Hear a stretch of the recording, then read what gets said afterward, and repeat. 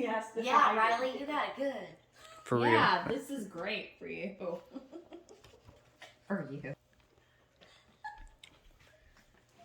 The American dream is an icon. Unfortunately, our obsession with convenience and overconsumption have nearly led to just that, a dream. Technology has always been a strength of humankind. From the earliest ideations of basic tools to the sleekest self-driving cars of today, we are innovators at our core. More innovation will come, and as our lives continue to get easier and more convenient, the more we risk losing our way. The rich are getting richer.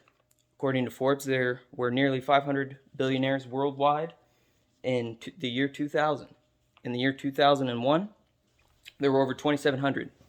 The top 0.2% of that held more wealth than the entire list from 2000 combined. The U.S. is the world's largest economy, with nearly 25% ownership of the global economy. China comes in close second with about 20%. The population of the U.S. is about 4 times smaller than that of China, and yet you would think that the consumer market in China would be the larger of the two. Nope.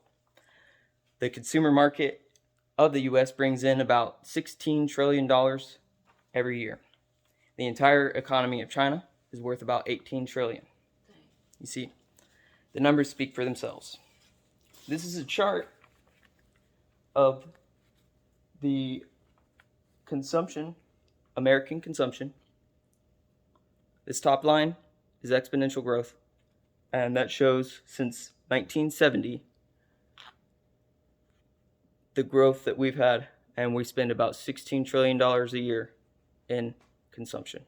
The bottom line right here is what the amount is per person, and that is $42,000 per person on consumption, which is much, much higher than the world average and the people that come in second. Technology is everywhere. I love my phone. I love my computer. And I love all the other technology and all the other things that I use, but sometimes it's just an avenue of distraction. The number of distractions in our lives increases as technology increases. According to Moore's Law, computing power doubles every 2 years, and it's been this way since 1958, and the creation of the microchip. Exponential growth isn't necessarily a bad thing, but it does open the door wider for more consumption markets. People are rich for different reasons. Some honorable, some less than honorable, some by inheritance, some through hard work.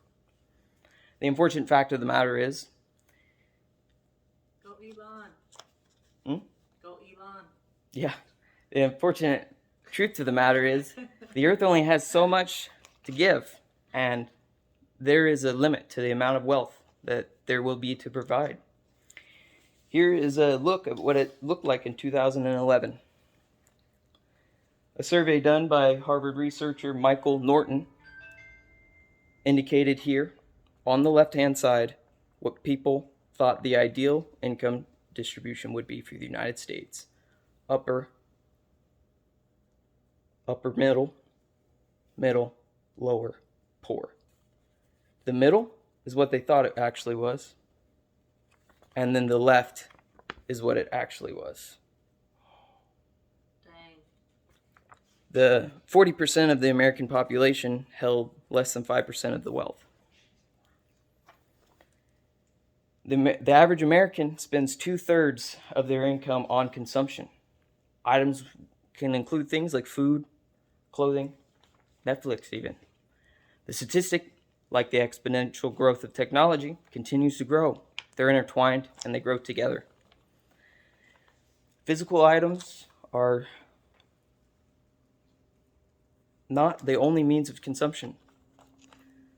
We now have virtual items as well to consume. Some say adversity builds character. Some say the opposite. In my opinion, I believe there's an equilibrium to be reached here. Too little one way, one may become dependent. Too much one way, and one may spend all day doing tasks that they didn't intend to do. Taking a mindful approach is the key here.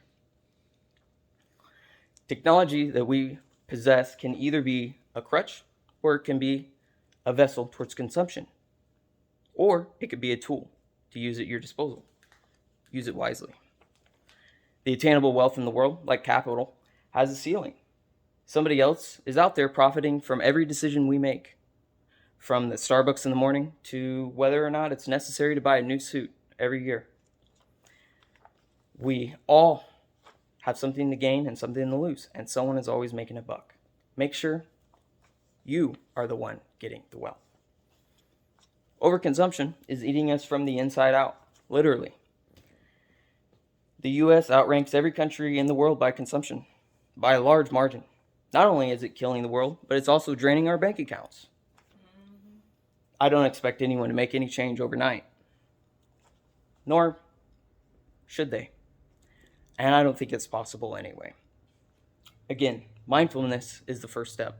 All I ask is you take a moment within the next week or the next 2 and take a moment and think about things that maybe you don't need to purchase or you keep purchasing. And instead of holding that money or keeping it in a bank account, you invest it and you put it somewhere that you think it would be profitable. Your bank account will thank me later. Thank you. Yay. Thank you.